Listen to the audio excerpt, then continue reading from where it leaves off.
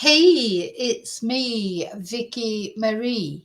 Good morning, good afternoon, or good evening, wherever you are in this crazy world we're living in. Now, what I'm going to go on to now, of course, is I think the case that's in the forefront of a lot of our minds at the moment, which, of course, is the Delphi case. And, the jury have been out for 2 days. The dog's talking to me, and haven't come up with a verdict yet. This is a very controversial case as far as people. Some people thinking Richard Allen is guilty. Some people thinking he isn't guilty. There's enough evidence. There's not enough evidence. Blah de blah de blah. So I think it's caused a lot of chatter online about people just. Quite amazes me, so many people defending Richard Allen. This is the man accused, and the many faces of the man who's accused of killing Abby and Libby. This is a big thing to me, the way he's changed his appearance. You literally, apart from the weirdy eyes that you can't, and the fat cheeks, though he has lost his fat cheeks on some of these, this picture and this picture. This to me, the way he's changed his appearance is a big red flag, and it just seems obvious to me that this is him on the bridge. I don't know why people think it isn't. I think it looks exactly like him. But anyway, I don't think the prosecution have presented their case very well. If this trial comes to a hung jury and then it has to be tried again, I hope they do a better job of presenting the evidence, etc. Now, I just wanted to show you this because then I found this. Look, see, he was a big guy. This was a picture of him around the time that the girls died, actually. He's a big guy. He's got a lot of meat on him. To me, he looks exactly what Bridget Guy would have looked like. But, in stature, he's got... he's a substantial guy. Not anymore, of course he isn't. This is this is the problem. This is him now. Frail little, just you wouldn't know it was the same person, would you? Now, some people are saying, oh, that's because he's been treated so badly in prison. And this picture is probably somewhere in the middle of the two, isn't it? He's gone from this to this to this. And of course, a lot of people are saying, well, that's because he was treated so badly in prison. I don't know. And to be honest, what that man did to those girls, I haven't got any sympathy for him. I just haven't. I mean, obviously, if he's innocent, I have, but I just don't think he is. So that's where I am with it. And there was something else that I put on my community post, and I want to show you. And I think which one it was. I think that Libby, the reason why he did this, why did he do it? He had some mental problems, and it seemed like he had. There was some domestic violence issues, but we don't know all the details, do we? I don't know if the jury know all the details, but probably not. Because he's got to be tried on the evidence of that case, not on anything else. But, I do find this, I do feel like, because I quite often wondered, I'm sure you all have, why did he pick Libby and Abby too? Because there were other girls around there. Why did he pick two girls? Take a chance with two girls. Now, he did have a gun with him, I believe. So that's how he'll have got them to go down the hill. But when you look at these two photos, so this is Richard Allen's daughter. This is a picture that was taken on the bridge. Not by him, I don't think. I think by his wife. And this is Libby's picture. I just think they look so alike. I think Libby might be the key to this, the reason why he did it. Because also Libby was the one that was naked, though it did, as Abby had been redressed in Libby's clothes, it seems like Abby was naked at some point as well. I don't know, just gave me that feeling. There's such a similarity between, is that the key as to why he chose those girls as opposed to anybody else for all the time? You know, he's probably been on that trail a million times and he's probably seen lots of girls and never done anything as far as we know. And of course we would know. I mean, if there'd been another murder on that trail at any time, or assault or whatever, I'm sure we would know about it, would we? We would have got to know about it. Because this is the biggest problem to me is, why did he suddenly do it at the age of 50 odd? You know, if he's never done anything like this before. You know, it's a bit weird, isn't it, to just suddenly break out and do something. And it's a big thing, you know, it's not, you know, normally offenders like this, they start off with exposing themselves, maybe stealing underwear off people's clotheslines.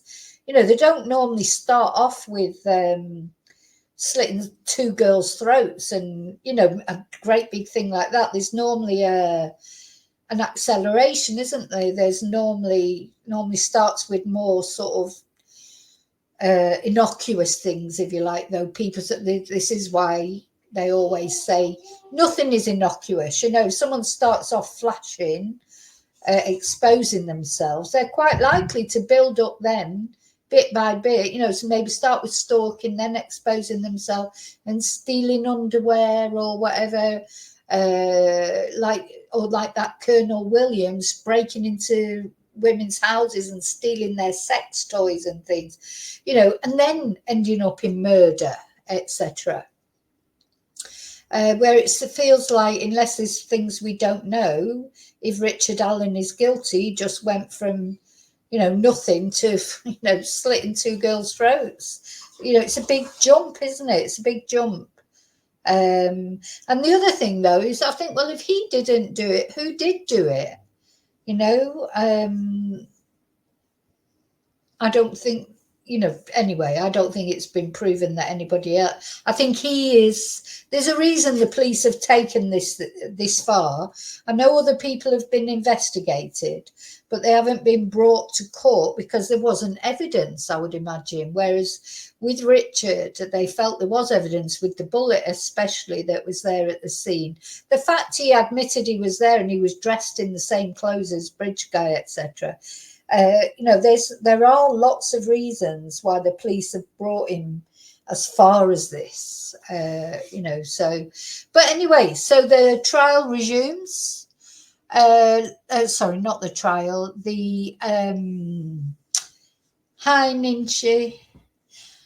Yeah, I believe that he is as well. He may be innocent, Jojo, you're right, he may be. But I don't know what the Evansdale killings are. Who's talking about someone mentioning the, I don't know about those, Ninchi. I will research them. I don't know about the Evansdale killings. Let's have a look actually while we're here.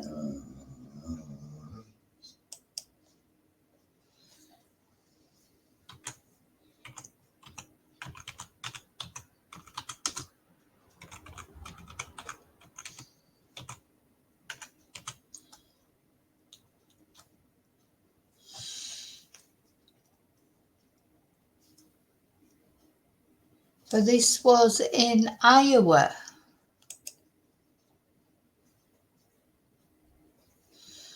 Two young girls abducted in July 2012.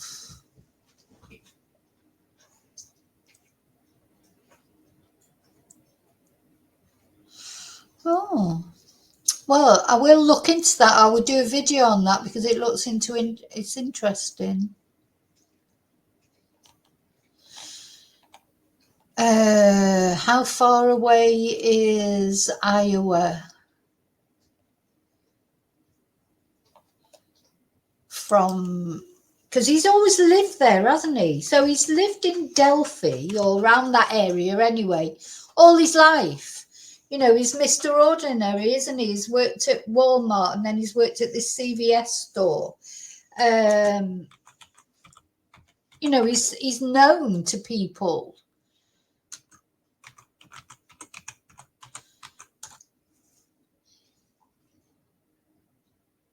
So, oh, it's quite a long way away though, isn't it? Iowa from Delphi. Let me have a look.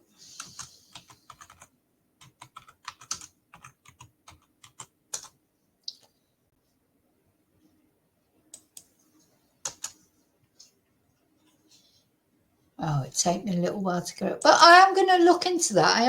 Because that's interesting. So he admitted he's a sex addict. Oh, he was working in Iowa at the time. All right, that's interesting, Ninchi. Well, I need to look at maybe we can look at that together, me and you, because we haven't done a collaboration for a while or for something. But yeah, it's interesting. It's interesting. I don't know anything about that case, so you've told me something I didn't know there. So thank you. Right, let me just see. Hang on and take that off. I'm going to show this video again because this to me is...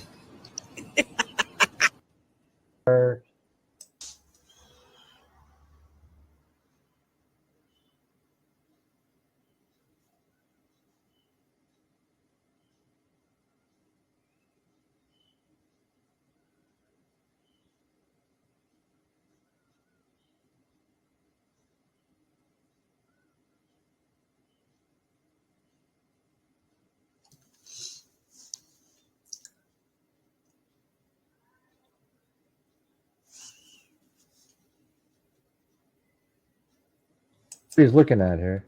But look, he's like, oh, and he covers it up with something. Why would you do that? It kind of does look like a crossword puzzle, though, doesn't it?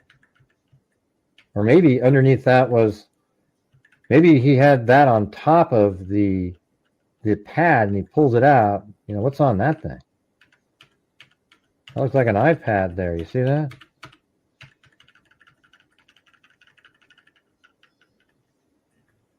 Yeah. See that face he's making right there? Does that look like he is subservient to his wife?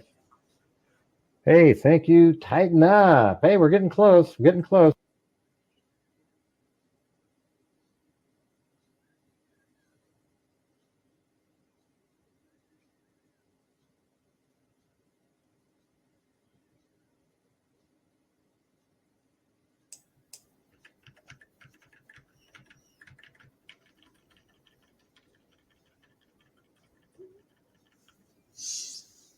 This is what it sounds like right here.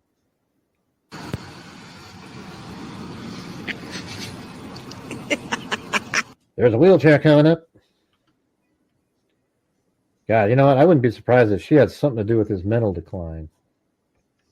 Let's see. What's the other one? This one? Let's play that one. Look at that. We're going down. See? Same thing. Ginger snaps. Down. Hey, the cable snaps. Shut up. It's not going to snap. Shut up. I'm dry reading, but it's not going to snap. There's a wheelchair coming up. Oh, I got somebody here. Hold on. I didn't realize there was somebody sitting here. All right. Yeah. So when he says, "Oh, what if the cable snaps?" Like that sounds just like Bridge Guy to me. Sounds like Bridge Guy. Looks like Bridge Guy. So yeah. So I was watching. Somebody had sent me this link to this video on Plunder, but I've got to ask Plunder if I can use her videos because she gets all sort of arsy about people using her videos for fair use. If not, I'll get them from somewhere else. Because it is interesting to see the videos that she's put, the video of him playing pool, where he looks exactly like Bridge Guy.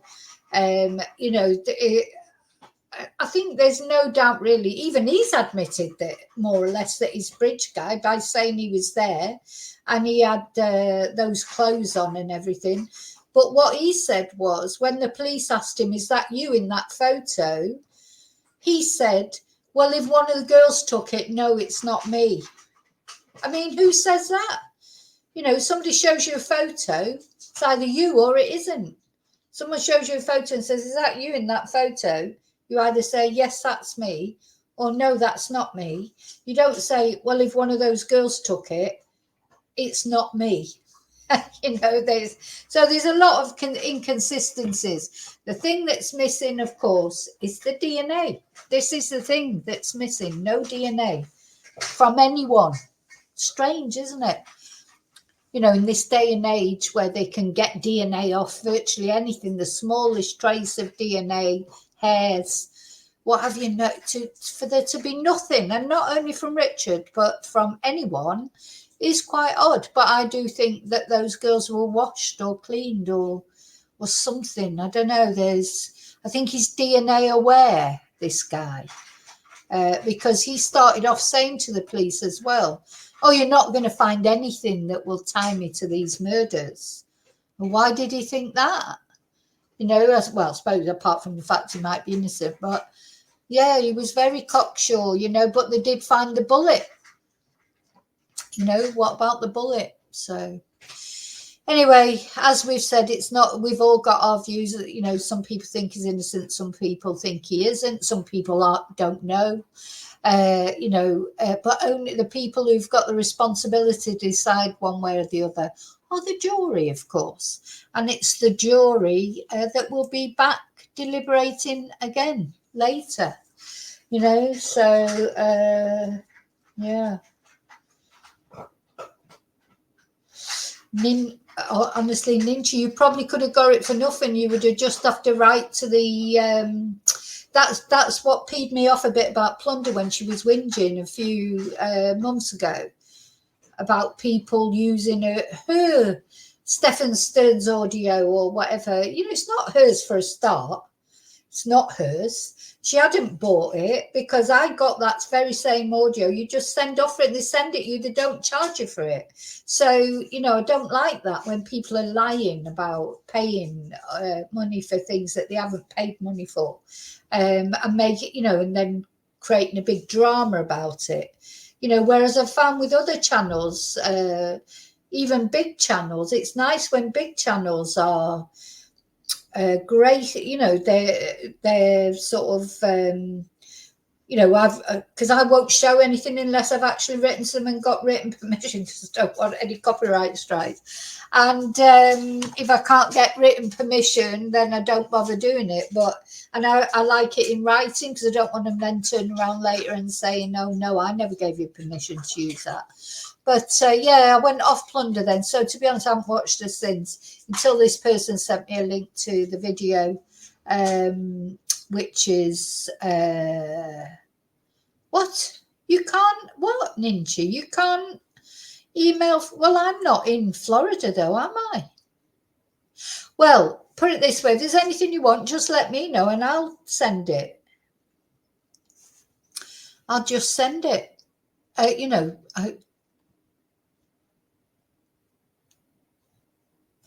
what was I going to say? Yeah, if there's anything you want me to get from Florida, just email me and I'll send off for it. Because I've not sent off for anything for a while because I felt like I was really getting on nerves. But I've realised now the way they do it, because I kept, I think it was the Jen Soto interview that I was, oh no, it was the crime scene photos. And I kept writing to them and saying, "Can I have the crime scene photos?" And they're like, "We've already sent them here. We've already sent." I'm like, "No, you haven't. No, you haven't." Anyway, they add everything onto a link. So so I think, so there may be more things on there now. I haven't been back and looked because I did get a bit sort of overwhelmed with the Madeline Soto case. Like, I got a bit too upset with it because it is a heavy case, isn't it? They're all heavy cases, but, you know, especially Madeline's, and the same with the when it's young girls like that. So I haven't sent off for anything for ages. But it may be that they've just added it to my link. So what they do is they send you a link, and then each time new things are released, they add it onto that link. So when they were saying to me, oh, you've already got these crime scene photos, and I'm saying, well, no, I haven't, because I was expecting a separate email, but they were just adding it onto my link anyway. It's a bit confusing, but oh, that's strange. I don't know why your request would bounce back, mine wouldn't. Maybe we've got an agreement, because of course I'm in Spain, so I'm sending them from Spain, not from Britain, even though I'm British. My requests are going from Spain. Maybe they have an agreement with Spain. Who knows? Maybe they do.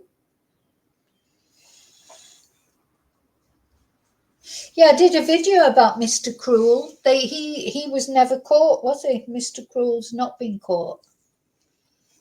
But I did do a video about him. So, okay, that's where we are. So I'll say, Ninchi, if there's anything you want me to send off, you just send me the email you want me to send, and I'll send it to him. And I'm going now. So I just wanted to give you those 3 updates about Kyron and about Patrick Stevenson and about the Delphi murders. And was hopefully, I mean, the problem with the Delphi murders verdict now is you feel like it's gone quite a long time. Are they going to come up? You know, it seems like a long time, but sometimes it might be just one person either way who's just needed to, because I think they need the whole 12, don't they? I don't think the judge will accept a 10-2 verdict. When I did jury service years ago, and it was an RAPE case, and we went out to deliberate, and the thing is, it was a really difficult one, because it was one of those where the girl, well, she was only 14 though, for a start. She was only 14, and the lad, he wasn't dead old, but he was about 18. He was over age. And she had gone back with him, and she was, you know, willingly, you know, she liked him, etc. But when it came to the moment of actually doing anything, she didn't want to take it as far as he wanted to take it. And she said no, and he just carried on regardless. So it was a very difficult one, because our jury was one young lad. I mean, I wasn't that old then. I was in my 30s. The jury, we were probably all different ages, but I remember there was one young lad, well, he was about 22, 23, and he would just kept saying, no, you know, she should never have gone back there with him, you know, like that. And so there were 11 of us that were saying, well, he's guilty because although she did go back there with him and she went so far with him, but when it came to it, it's trouble with our RAPE cases is it is their word against, you know, it's one word against another. Nobody else is there normally. So it's like, who do you believe? And the reasons that we believed the girl was because his friends, all his friends were in the courtroom looking at us, trying to intimidate us. We had to be escorted to the bus stop afterwards, or wherever we were, to our cars. The whole jury, because he had about 5 mates in the jury room, in the courtroom, glaring at us all, and, you know, making aggressive gestures. That is how he got convicted, because it was a bit like, well, it's who do you believe? You either believe the girl or do you? And basically what it came down to was, do you think in the end that girl said no? And this young lad, he said, yes, she probably did say no at the end, but she shouldn't have been there in the first place. That was the sort of thing he was saying. Anyway, in the end, to cut a long story short, the judge said that he would accept a 10-2 verdict. So that's how that guy got to be found guilty, and he was charged with RAPE. But believe me, if his friends hadn't been in there making us all feel, because we were like, why are his friends in there intimidating us, the jury, if he's not guilty? You know, they actually made him look guiltier because of their actions. And I think that was the only case that came to an actual verdict. And when I did jury service, there was a couple of other cases. There was one case which was a paedophile case. I don't know why I'm whispering, because YouTube will still hear it. And that just disintegrated. That was awful, actually, because you had this young lad in the dock, not in the dock, he was the victim. And he was explaining what had happened, and the accused was like quite an elderly guy, and he had a really good solicitor, because the solicitor, he was a horrible man, actually, but you know, that's what he's there for, to defend his client. But he just wiped the floor with this kid. When I say kid, he wasn't like 5 or whatever, he was about 12, 13. He was young. And when the boy was trying to remember the dates that these things had happened, he couldn't remember properly the dates, the times. He was getting all mixed up in his head, you know, as a sort of 12, 13-year-old would do. And this prosecutor, he just ripped him to pieces. He just ripped his whole story to pieces. And the judge called, you know, a mistrial or whatever, and that was the end of that. So it never came. We didn't have to give a verdict, and it would have been difficult. It would have been really difficult to say guilty, because this boy, and I mean, it may be that it was all rubbish, I don't know, but it never got that far that we ever really got a feeling properly about it. As soon as he started trying to say what had happened, and on the days it had happened, he got a few times mixed up, he got a date mixed up, and this prosecutor just ripped into him, and that was the end of that. But so I don't know if that guy was guilty or not, but he walked away from court a free man that day. You know, maybe he was guilty, maybe he wasn't, but it couldn't be proven, you know. So I'm going, so I've waffled on enough. I'll see you really soon in the next video, and until then, may your God go with you, and let's see what happens later on.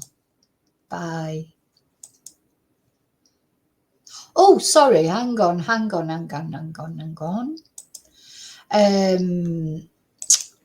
I need to see. So don't forget, tonight, members only live, and I've got a special surprise for you Carry On Chatting members. Thank you so much for being members. Okay, bye. Oh.